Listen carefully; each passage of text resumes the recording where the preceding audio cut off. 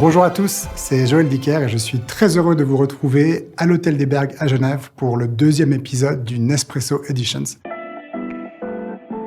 Un épisode qui me tient particulièrement à cœur puisque je peux enfin rencontrer 10 lecteurs en chair et en os et échanger avec eux autour de la littérature, des livres qu'ils ont lus et de l'écriture aussi. À l'Hôtel des Bergues, l'hôtel où se déroule mon dernier roman, L'énigme de la chambre 622. Donc c'est évidemment très particulier pour moi.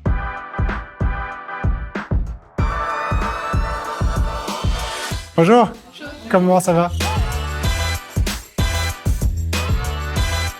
Je commence par un café justement et c'est pour ça que j'étais très heureux de pouvoir associer aussi ce moment avec un moment de café. Et maintenant d'abord c'est un moment hyper important parce que c'est le moment où je travaille le mieux, j'ai envie de dire, tôt, donc en général vers 4 heures. Il n'y a pas de téléphone, il n'y a pas d'email, il n'y a pas d'enfants et tout le monde dort. J'ai lu 2 très bons livres cet été. J'ai lu un livre dont j'ai un peu parlé sur les réseaux parce qu'il m'a vraiment marqué, qui s'appelle 1794, qui est un livre d'un Suédois qui s'appelle Niklas Hornad-Dag, N-A-T-T-D-A-G, qui est un livre absolument génial. Je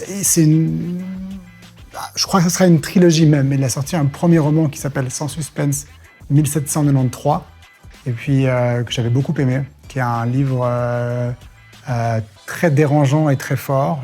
En général, je ne suis pas un lecteur de choses gore, mais ce n'est pas un livre que je définirais comme gore, mais c'est un livre qui est difficile quand même, parce que...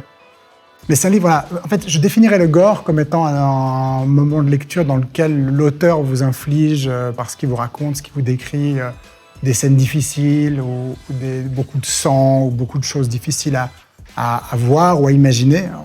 On les voit quand même. Dans son livre, Niklas Hornad-Dag, c'est pas ça qu'il fait. Pourtant, c'est très gênant, mais il vous suggère beaucoup de choses et vous imaginez.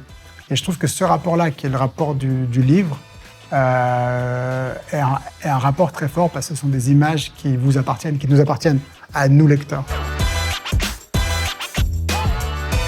Et le deuxième livre que j'ai lu cet été qui m'a beaucoup plu, c'est un livre d'un Français cette fois qui s'appelle Nan Rousseau, qui s'appelle Grizzly. J'ai lu le pitch, je me suis dit, pas mal. C'est l'histoire d'un guide dans les Rocheuses qui emmène un client voir un ours énorme qui est par là, et puis le client veut absolument faire des photos de l'ours, et puis ça se passe mal, le client approche trop près de l'ours, et puis le client se fait tuer. Et moi, j'avais lu le pitch en me disant, bon, bah là, vous avez les 2 tiers du livre, hein, j'imagine. Et j'ai commencé le bouquin, et en fait, c'est les premières pages. Je me suis dit, comment il a fait ça? Ça veut dire que qu'est-ce qui se passe en fait? Et je trouve que cet élément de qu'est-ce qui va se passer est un élément hyper fort dans la lecture. Voilà, je ne vais pas parler trop parce que je veux aussi vous entendre.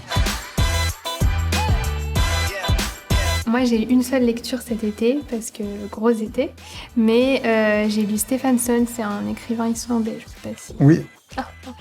Pas beaucoup de Absolument.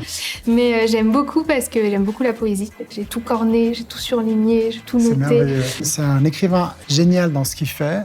Et justement parce que tu apportes là aussi un livre qui est un plaisir, mais qui n'est pas forcément le plaisir de la narration, mais vraiment un plaisir de la langue.